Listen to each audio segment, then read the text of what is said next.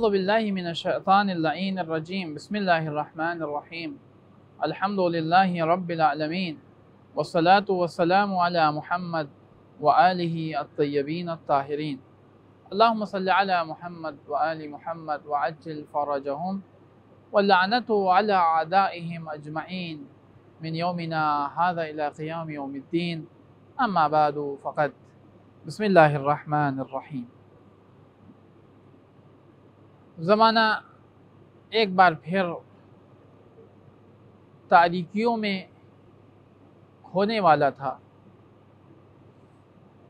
زمانہ ایک بار پھر جہالت کی طرف بڑھ رہا تھا۔ ضرورت تھی کسی ایسے کی کہ جو آ کر رسول کے علوم کو اور امیر المومنین کے علم کو لوگوں تک پھر سے پہنچائے اور لوگوں کو جہالت سے نکال کر علم کی طرف لے آئے۔ لہذا ایسے موقع کے اوپر ہمارے اور آپ کے پانچویں امام محمد باقر علیہ السلام کی ولادت ہوئی۔ امام محمد باقر علیہ السلام کی ولادت سن 57 ہجری میں ہوئی، یعنی واقعہ کربلا سے 4 سال پہلے۔ آپ امام محمد باقر کے لقب سے آپ مشہور ہوئے۔ حدیث اللہ کے مطابق یہ لقب آپ کی ولادت سے پہلے آپ کو رسول اسلام نے عنایت کیا تھا۔ آپ کی کل مدت امامت 19 برس رہی ہے۔ آپ کی ولادت ہے سن 57 ہجری میں اور آپ کی شہادت ہو گئی ہے سن 114 ہجری میں۔ آپ نے اپنے دور امامت میں بنی امیہ کے 5 خلفاء کے دور کو دیکھا ہے۔ ولید ابن عبد الملک، سلیمان ابن عبد الملک، عمر ابن عبد العزیز، یزید ابن عبد الملک اور ہشام ابن عبد الملک۔ یہ وہ خلفاء ہیں بنی امیہ کے جو آپ کے دور امامت میں ان کی حکومت رہی ہے، اور آپ کو 7 ذی الحجہ سن 114 ہجری کو زہر دے کر شہید کر دیا گیا۔ بعض کا کہنا یہ ہے کہ ہشام بن عبد الملک نے آپ کو زہر دیا، اور بعض کا کہنا یہ ہے کہ ابراہیم بن ولید نے آپ کو زہر دے کر شہید کیا ہے۔ بہرحال چونکہ امام محمد باقر علیہ السلام کا سلسلہ نسب امام حسن سے بھی ملتا ہے اور امام حسین علیہ السلام سے بھی ملتا ہے، چونکہ آپ کے والد امام زین العابدین سید سجاد ہیں کہ جو امام حسین علیہ السلام کے فرزند ہیں، اور آپ کی والدہ جناب فاطمہ بنت امام حسن علیہ السلام ہیں۔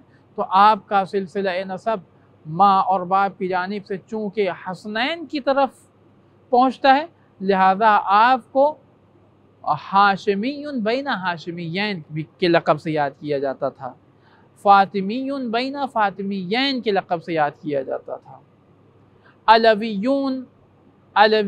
بین علویین کے لقب سے یاد کیا جاتا تھا۔ کیوں؟ اس لیے کہ بہرحال آپ کا سلسلہ نسب دونوں جانب سے کس سے ملتا تھا؟ امام حسن اور امام حسین علیہ السلام سے ملتا تھا۔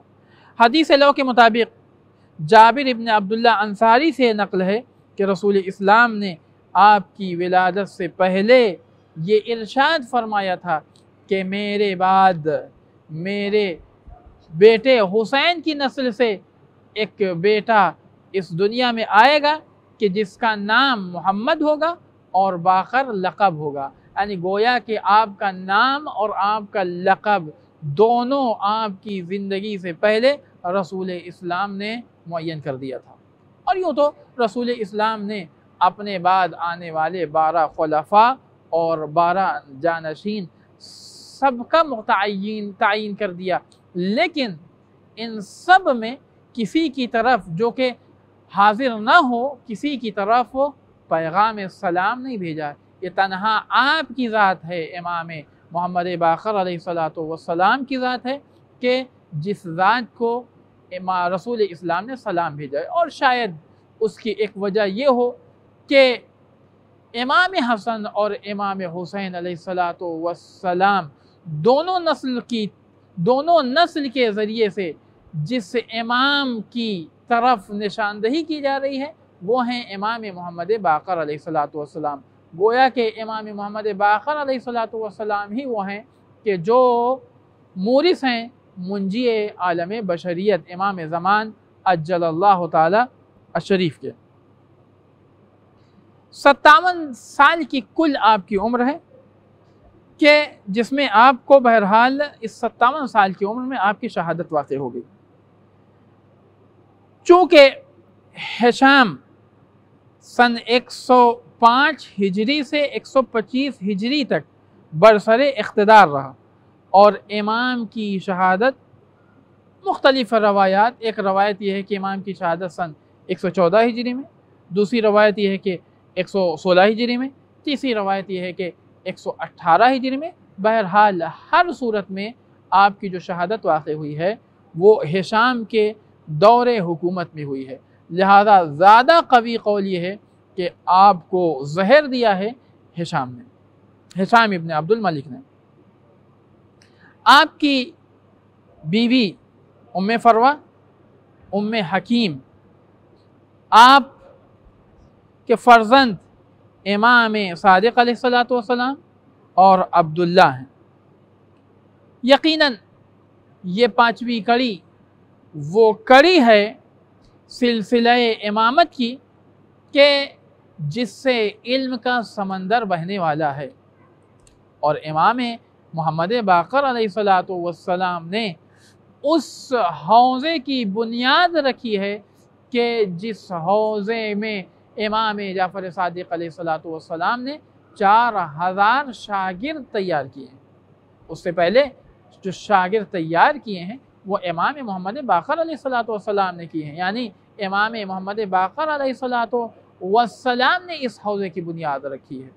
اور امام نے ارشاد فرمایا کہ اگر زرارہ اور محمد ابن مسلم نہ ہوتے تو یہ دین اس طریقے سے لوگوں تک نہ پہنچتا کہ جیسا دین آیا تھا۔ یعنی امام محمد باقر علیہ السلام نے گویا کہ جو تبلیغ کی ہے، امام محمد باقر علیہ السلام نے جو حوضہ تیار کیا ہے جس میں شاگرد پیدا کیے ہیں، ان سارے شاگردوں نے امام علیہ السلام کے ذریعے سے اس دین کی ترویج کی ہے۔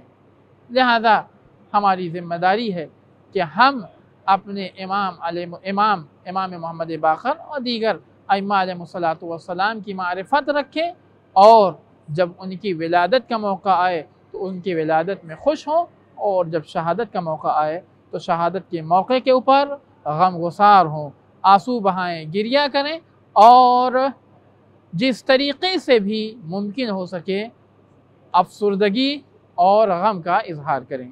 والحمدللہ رب العالمین، وصلی اللہ علی محمد وآلہ الطاہرین۔